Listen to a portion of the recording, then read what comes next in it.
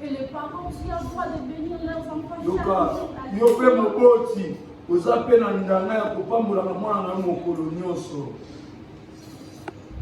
Les enfants d'aujourd'hui sont devenus rebelles. Et si on nous enseigne comme ça nous appuie encore dans le temps dans les rêves. Soki oye lisusu na église oyebisu mate ya bongo papa oyi kopambola mwana te mama natala kelo mama oyi kopambola te soki tolingi nga tola na makambo bongo tozokota lisusu na mbeba. Oh, les enfants aiment ça. Yoka biso bana tenaka toyoka bongo. Parce que tellement nous sommes devenus rebelles. Lokola tozalaka pena bempoli limbisana loba bongo. Pour écouter ça devient un peu difficile. Mpona koyoka ekoma pasi. Et pour respecter même la personne qui est un peu plus âgée que nous, ça devient un peu difficile. Et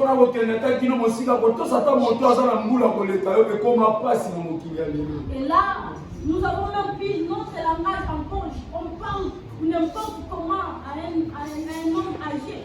Et même dans le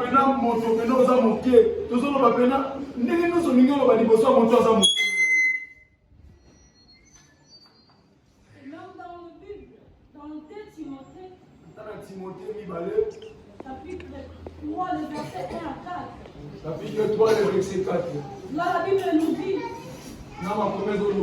sachez que dans les derniers jours, il y aura des temps difficiles. Car les hommes seront égoïstes,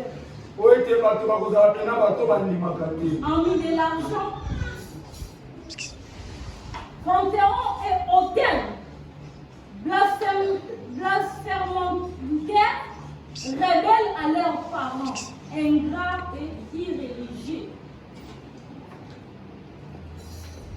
La Bible nous le dit, ce n'est pas quelque chose qui est nous fait, qui nous faut pour nous. La Bible dit, dans les temps difficiles, les hommes deviendront rebelles à leurs parents. Et c'est ce qui se passe aujourd'hui. Les enfants ne respectent plus leurs parents. Il y a même plus de soutien pour leurs parents. Mais les parents ont un rôle très important à jouer dans la vie de leurs enfants.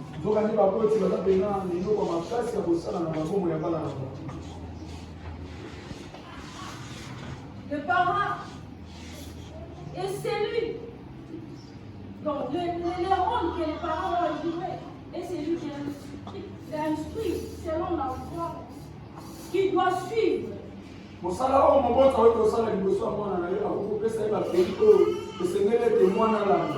Et quand il sera vieux, il ne s'en détournera pas. Un parent doit montrer les bons chemins et ouvrir des portes dans la vie de leurs enfants en les bénissant.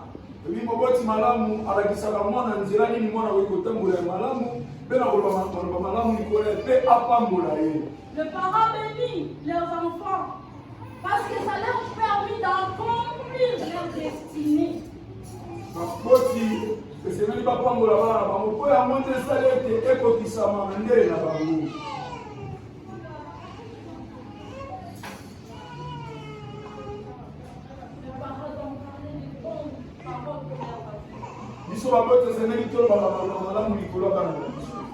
L'enfant, toi, tu dois savoir que tu as besoin de la bénédiction de ton père et ta mère. La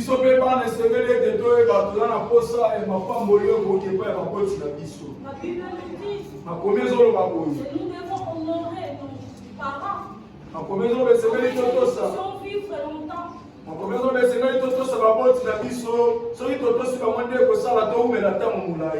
devons pas commencer à tirer les malédictions tout le temps sur notre vie.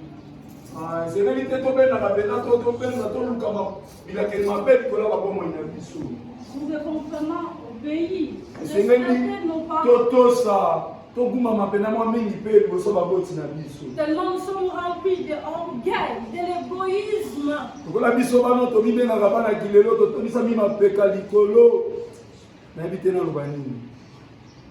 Et c'est pour cela nous sommes en train de nier l'existence des parents. Nous sommes en train de dire que les parents ne bénissent pas. Les parents bénissent Comment vous baboti va pas moulaka te za bomote. Moboti a pas moulaka. Prévenez que si tu as un enfant désobéissant, tu n'écoutes pas et que ton père ou ta mère commence à parler de mauvaises langages, commence à te maudire et ta vie sera maudite. biso koza mwana moko ozalaka motema makasi olingaka koyoka batoli ya baboti te okomona soki mama mpe motema esuki amandi koloba maloba mabe likolo na yotala vi na yo ndenge ekoma. Il faut faire très attention. salaka ngele mingi. Regarde les enfants qui obéissent à leurs parents. tala bana oyo batosaka baboti. Regarde les enfants qui écoutent très bien leurs parents. tala bana oyo soki mama na ezopesa etoli mpo bao bayokaka. Et après, regarde comment les enfants là évoluent. tala bana bongo baokaka batoli ya baboti tala ndenge bakendaka. Parce que leurs parents les aiment de toute leur cœur. mwana ayokaka moboti me moboti akolingi na motema mona. Et leurs parents vont commencer à faire sortir des paroles d'encouragement. omona moboti ne akona kobimisa maloba malamu ya kosunga ye Et tout à l'heure, même, le parent va commencer à dire, toi tu iras très loin. omona moboti mpena mwana soki asali nti akozala ya mwana yo okende mosika. Personne ne va te faire tomber. omona mama sokona mwana moto ta kokweyisa yo Quelle que soit la situation, ata balenge ya makambo tu vas t'en sortir. okobima. Et moi, je te montre le chemin. Il faut suivre les Christ. mwana azolaka biso nzela landa na yo yesu. Ne suis pas les gens du dehors. omona mama moko azopesa mwana mpona mpe mokili te mwana. Ça va venir t'apporter. mwana ngai mokili ekopesa eloko te. Et moi, ta mère ou ton père, moi, je te bénis. ngai papa na mpe to mama na yo na pambo. Personne ne te fera du mal. moto moko ta kosala mabe. Toi, tu ne mourras pas avant moi. yo okufa te soki Toi, tu vas m'enterrer. C'est pas moi qui va t'enterrer. yo nde mwana na yo no okufa. Et tu verras que ça va se réaliser. okomona maloba mama koloba yango kokokisama. Il faut faire très attention. aya tobalaka bakoti mpe Il faut faire très attention. banaka papa banaka mpe mama. Mais comment un enfant peut acclamer quand on lui dit qu'un père ou une mère ne peut pas bénir? C'est faux. kobetaka maboko te soki oyoki babi tata na yo to mama na yo okoki kopambola te te kobetaka nanu maboko te koyeba balingi baloba nini ya se wana oka koyeba. Je voulais seulement retirer cette erreur et nous allons continuer directement sur notre thème. nayebi te soki makambo tolobi awa ekoti oyo yango to ezala teme na biso. Nous avons parlé le dimanche passé, nous avons parlé des étapes dans la vie de cette femme qui avait rencontré Jésus dans la pluie de Jacob. na mokolo elekaki tolobelaki tolenge nini babitekelo oyo esalaki ete mwana mwasi oyo akutana yesu na liziba ya mai ya yakobo. On avait parlé du premier étape. tolobelaki emateli ya liboso. Aujourd'hui, nous allons passer directement vers la deuxième étape. lelo tokoleka mbala moko na emateli ya mibale. Dans la deuxième étape, emateli ya mibale nous voyons cette femme. tozomona mwana mwasi oyo Elle va un peu plus loin. ake mosika koleka. Et là, dans la deuxième étape, kuna na emateli ya mibale cette femme s'est dit, mwana mwasi oyo alobi boye mais est-ce que cet homme peut faire quelque chose pour moi? eske moto akoki kosala eloko moko mpo na ngai Je ne le connais pas. nga nayebi na ngai ete. Est-ce que je peux au moins essayer de l'écouter ou apprendre à le connaître? eske esengeli mpena nga nayoka ye to nayeba ye. La curiosité de cette femme a été piquée. lolenge ya koluka ya koyeba ya mwana mwasi oyo pele yango ecubamaki. Elle était peut-être en train de dire, yaki ete yangai mpe koloba boye mais je ne connais pas cette personne, je ne le connais pas. nga nayebi nanga moto te nayebi ye mpe te. Mais est-ce que cette personne peut rendre la vie un peu facile? eske moto mpena akokomisa boboyi na nga na lukaka na pete. C'est ça la deuxième étape. yango wana emateli ya mibale. Nous allons lire dans Jean, toujours chapitre 4, otanga nga na yohani 4 le verset 11 à 14. Seigneur, lui dit la femme, tu n'as rien pour puiser, et le puits est profond. D'où aurait-il donc cette eau vive? Est-il plus grand que notre père Jacob, qui nous a donné ce puits et qui en a pris lui-même, ainsi que ce fils et ses troupeaux? Jésus lui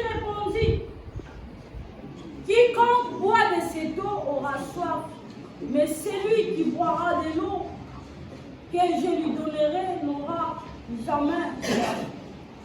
Et l'eau que je lui donnerai deviendra à lui une source d'eau qui jaillira jusqu'à la vie éternelle. Cette femme nous fait rire si on regarde la façon dont cette femme parle. Mais en quelque sorte, nous sommes pareils. Bien souvent, Jésus s'adresse à nous. Jésus s'adresse à nous en nous parlant du besoin de notre âme. Et nous sommes focalisés sur nos besoins matériels. Sur nos besoins physiques. Souvent, Jésus s'adresse à nous. Ça nous arrive presque tous. Souvent, quand on prêche, il y a des fois, à l'intérieur de nous, il y a d'autres enseignements, ça nous fait tellement mal.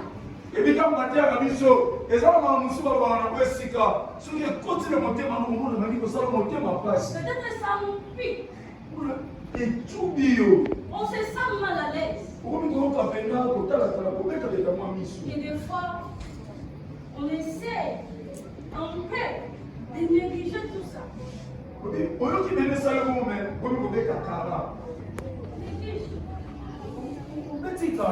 On ne comprend pas qu'il y a quelque chose qui est à l'intérieur de nous, qui ne va pas bien.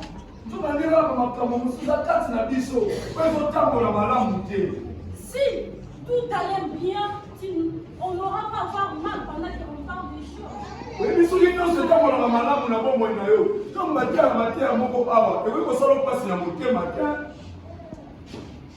Et là, nous, on néglige. On est toujours focalisé et si je sors, si je vais le manger, quoi?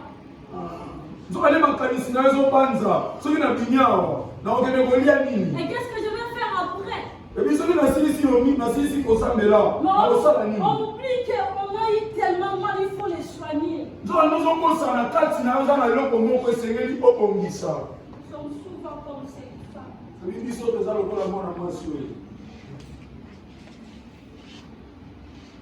Jésus nous parle et de trancher la soif à l'intérieur.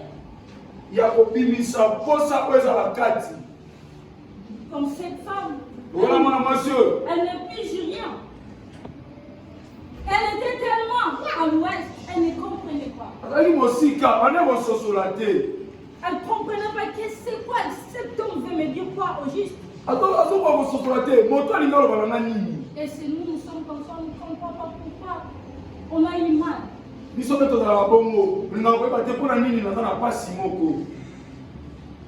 On est souvent à l'ouest. On est souvent distrait.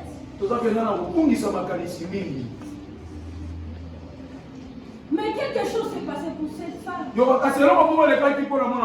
Il a fallu qu'il puisse avoir un déclic dans le cœur de cette femme.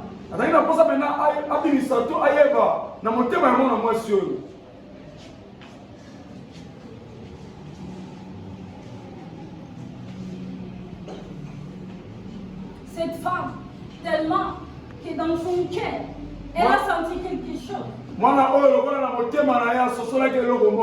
Et elle a commencé à dire que pouvait faire ce Jésus pour moi. Cette femme connaissait ses besoins. Mais elle ne connaissait pas ses besoins spirituels. Cette femme allait souvent puiser de l'eau. Quand il faisait tellement chaud à midi. Parce qu'à l'intérieur d'elle, elle n'allait pas bien. Parce qu'à l'intérieur d'elle, elle était détruite. Elle ne supportait pas les remarques des autres. Elle était incapable de fréquenter d'autres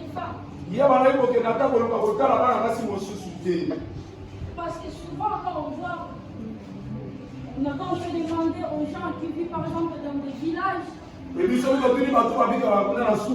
qui vont puiser de l'eau, souvent c'est le matin ou le soir. C'est un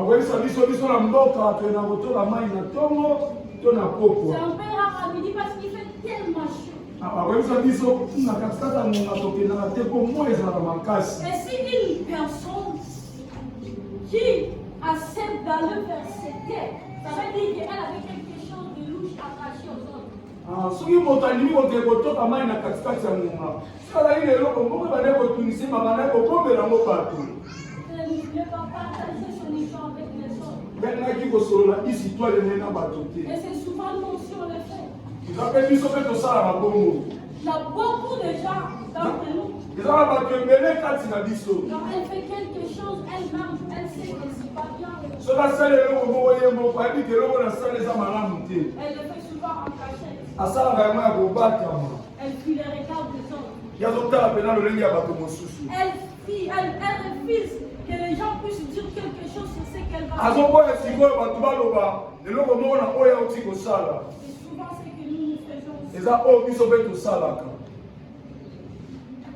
Parce que nous sommes focalisés sur nos besoins po biso tofandisami mpena na baposa na biso matériels.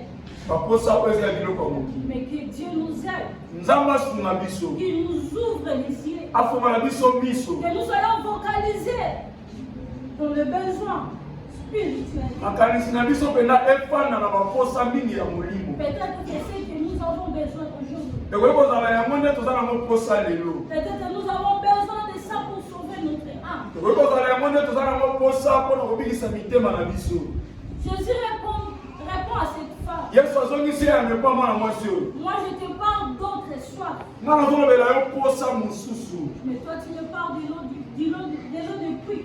yo ozoyebisa ngai mai ya liziba oyo Moi, je te connais très bien.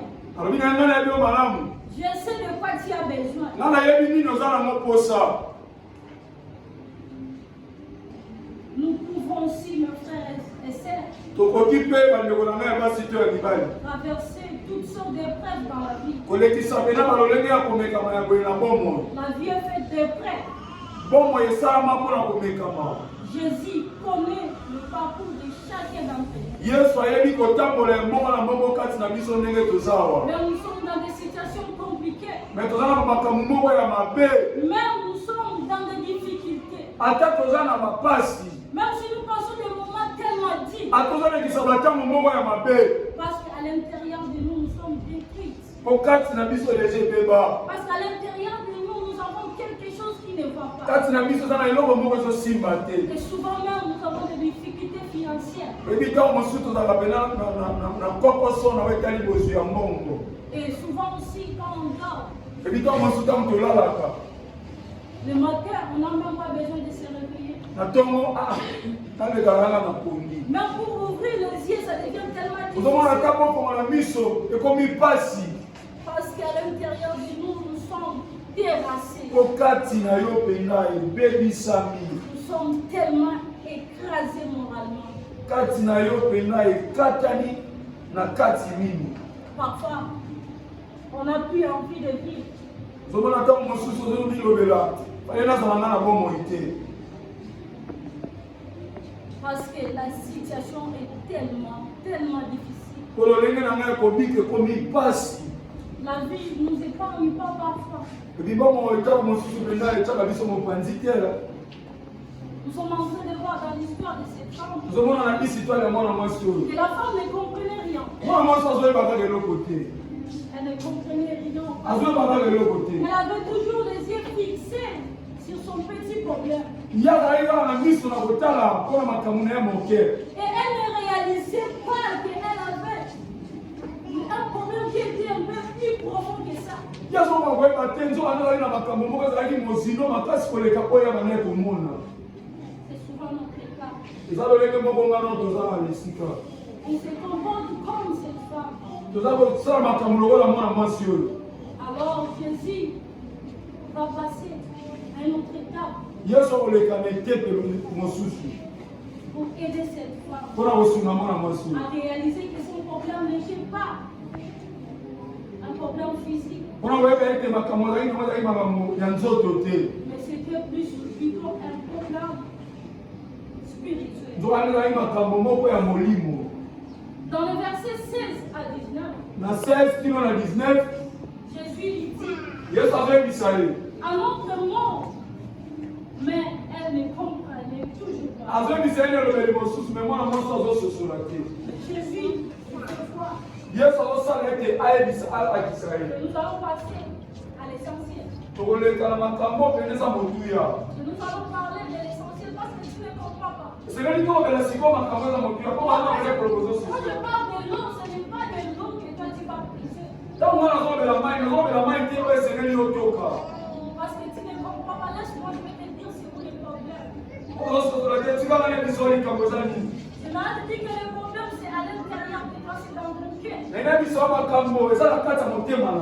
Tu n'as pas la paix. Et je vais te dire, va rappeler ton mari. C'était ça le problème de cette femme.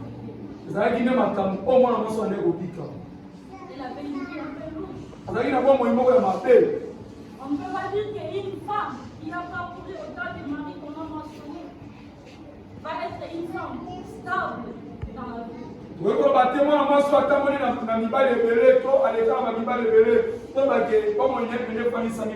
Une femme qui a passé avec, qui a eu 5 maris dans le passé et dans l'état actuel, elle vit maintenant dans les concubinages. Parce que la Bible dit qu'elle vivait avec un mari qui n'était pas la sienne. Donc une personne qui vit dans une maison avec un homme qui n'est pas son mari. Donc cette personne vit dans les concubinages.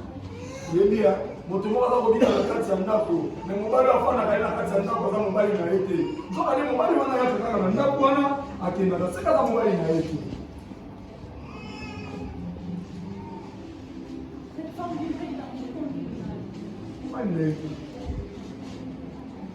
C'est qui en femme samaritaine? Une femme samaritaine. C'est toutes les femmes qui vivent avec les hommes qui ne l'ont jamais épousée.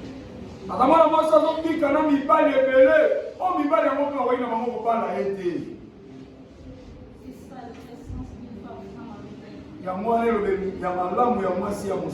Et aujourd'hui, il y a beaucoup de femmes samaritaines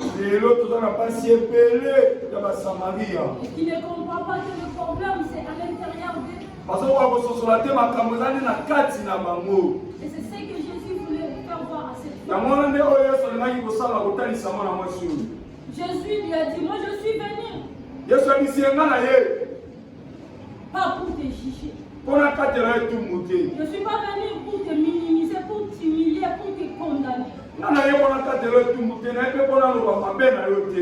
Mais je suis venu pour te révéler mon identité. Je suis venu te montrer qu'il y a un problème qui est à l'intérieur de toi. Parce que tu es détruite à l'intérieur. Parce que tu as fait des choix qui t'ont détruit.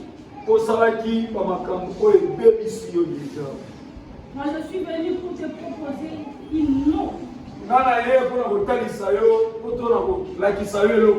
Qui va te refaire. Qui va déclencher la soif chaque jour.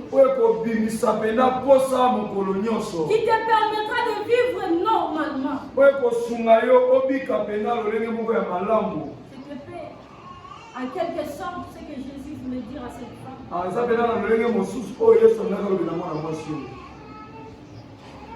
Comme nous souvent, nous avons fait des choix. Nous avons fait des choix dans la vie qui nous ont détruits. Nous avons fait des choix. Ces choix-là fait qu'aujourd'hui, nous commençons à souffrir sérieusement. Mais Jésus ne te condamne pas. Kasi Yesu akateli yo mpe kaka etumbu te. Jésus ne te juge pas aujourd'hui. Yesu akateli yo etumbu te lelo. Il est venu pour que toi, tu sois sauvé. Aye po yo obikisama. Il est venu aujourd'hui pour te donner sa parole pour que tu sois raffermi. Aye mpona kopesa yo liloba na ye mpo liloba wana elendisa yo. Cette femme a passé en étape par étape.